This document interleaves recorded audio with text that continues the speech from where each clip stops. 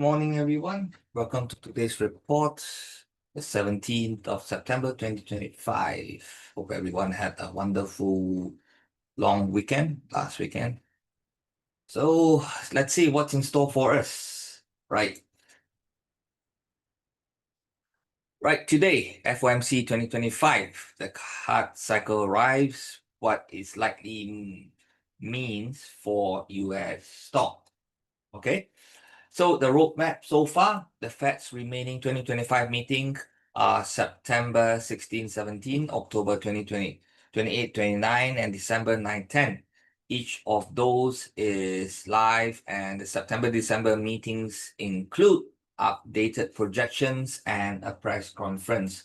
Now, going into September, futures markets and major banks previews lean towards a quarter point cut in September with low odds of minus 50 basis points, right? Because the focus is more on a quarter point cut.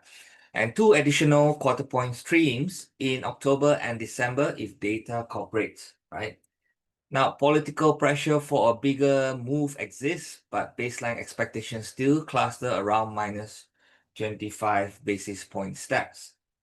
So is the stock market under pressure? I think that is the most important thing that we need to know, because that will determine the size of the cuts, right? Now, the Fed's coming moves are best understood as insurance style easing, which is not the kind of crisis-driven emergency response in 2001 or 2008. 3 key data points support this framing. Number one, growth is still resilient. Okay. Now that is the most important thing. The economy is not contracting.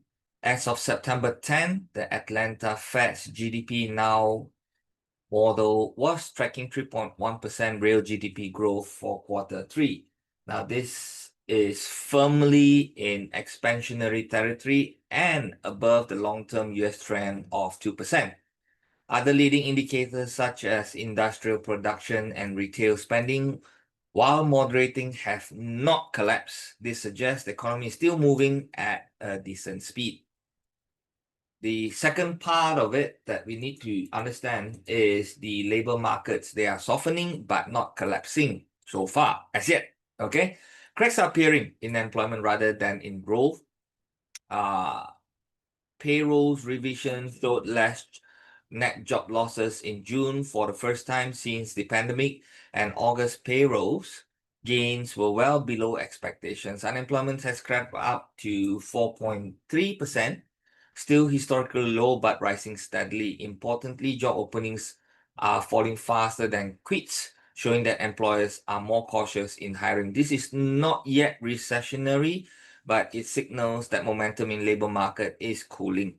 Okay, so we are not, not tipping to the point where it's collapsing already, because I don't think Powell wants to, and the rest of the Fed wants that to happen. So if they act, if they have the data, if they act fast enough, then that could help. And lastly is the inflation. Progress gives cover. Now, the core PCE and CPI trends have modestly moderated back towards the 2.2 to 3% zone. This provides political and economic room for the Fed to ease, right? To ease without stoking fears of reigniting inflation. Power shift at Jackson Hole, where he prioritized the rigid 2% target in favor of balancing risk to employment, underscores this pivot.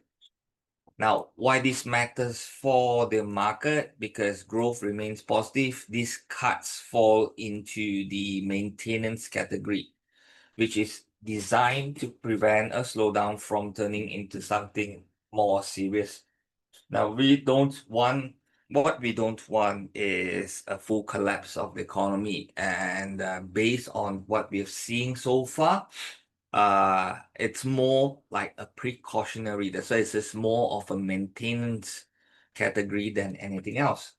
Now, history shows that such preemptive cuts like in 1995 or mid-1980s have been associated with bullish equity outcomes since they extend the cycle rather than attempting to rescue it from collapse. Okay, so this is a sign that the market could turn bullish going forward. Now, these are the scenarios that you will see that usually happens when the S&P first cuts. Okay, what will happen to it? Now, day off and the first month, no guarantee pop in the market. When cuts arrive near index high, history shows a coin flip in the next 30 days. That means 50-50. Reaction depends on the statement, dot plots, and whether markets bought the rumor. September's weak seasonality compounds the noise because September is known to be a weak month, right?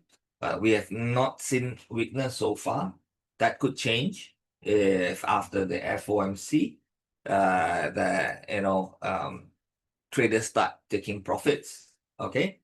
But here's the cool part is this 3 to 12 months out, if the cut is not recession driven, historical studies since 1980 show constructive average returns over 3, 6, or 12 months for the S&P 500 with the best outcome in ongoing expansions.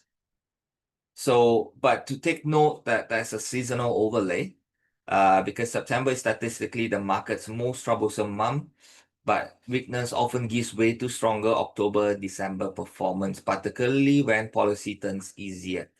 Short-term market drops are just part of the journey, not a sign that the bigger outlook has changed. Okay, so we still need to really monitor the situation. Like I said already, this is the most important thing, the statement, the dot plot. Okay, so what would Powell be saying? Okay, but to give you a few scenarios, okay, we're going to play some scenarios. Let's say there's the base case where the market is expecting negative 25 basis point, minus 25 basis point in September, October, and another one in December. So the reaction is whipsaw risk high. A quarter point paired with data dependent guidance can see knee-jerk fades if a more dovish tone was priced. So it will depend on the statement because this is already priced in. Okay, as the whole market has been saying that that's going to happen. So probably this was going to happen, but the statement or the dot plots that is going to give some that reaction that traders are looking for. So if let's say Powell continues to say, the rest will be data dependent, and it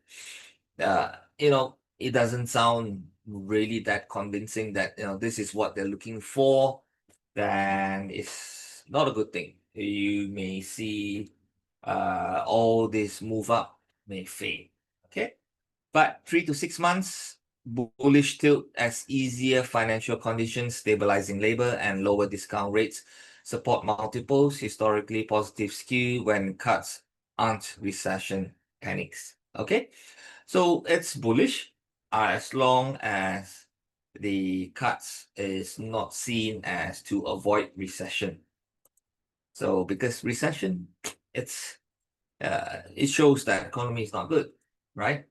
So there's another alternative here. I call it alternative one. We have cut 25 basis points, but market surprises with Fed as a dot plot shows there won't probably be 2 cuts only this year. That means probably there will be a pause in October and then another cut in December.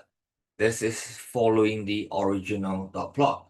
Now that suggests prudence to me, not backtracking, because this has already been mentioned earlier on.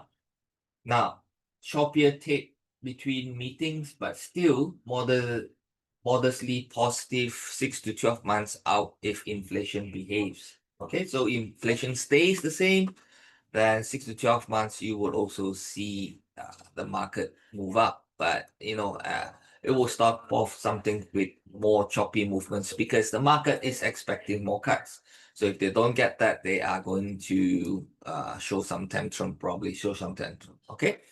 Now there's another alternative where we have a minus 50 basis points cut in December with dovish plots, right? Now, a larger cut could spark an initial market rally, but gains may quickly fade as investors digest the move.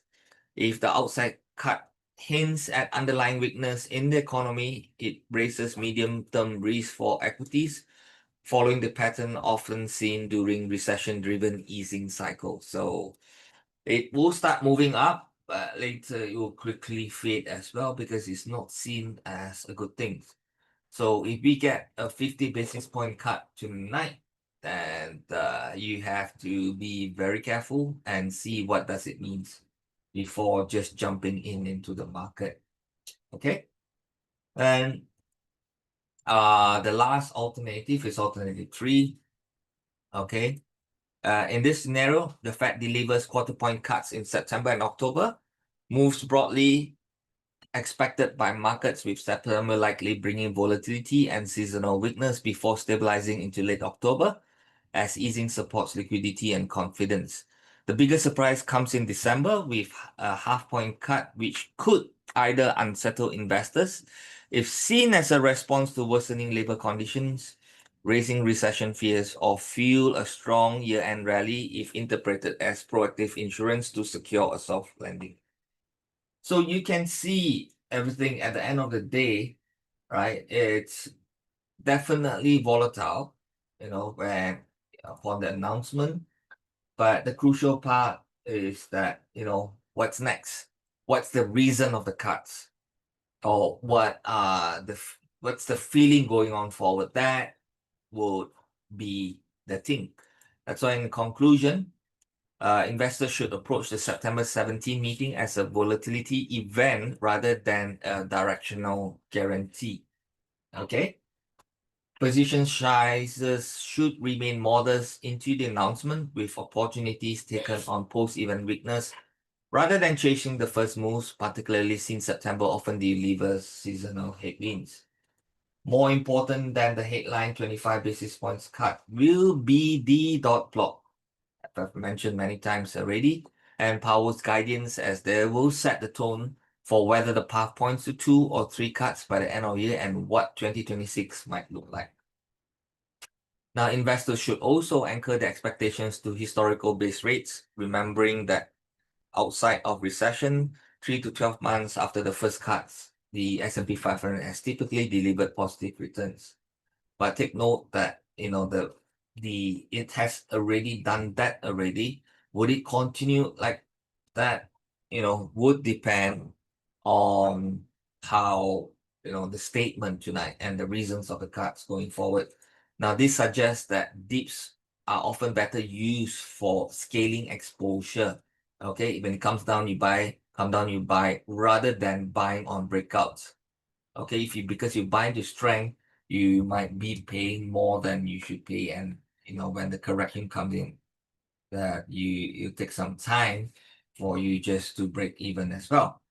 So finally, it is critical to keep a live read on probabilities by following the CME FedWatch tool. And incoming economic data such as CPI, PCE, jobless claims, and payrolls, these indicators can materially shift expectations between meetings and in turn influence how equity markets navigate the path of rate cuts. Okay, so that's it. And let's see what's going to happen next later today when the FOMC meeting comes on. Okay, with that, that's a report for today.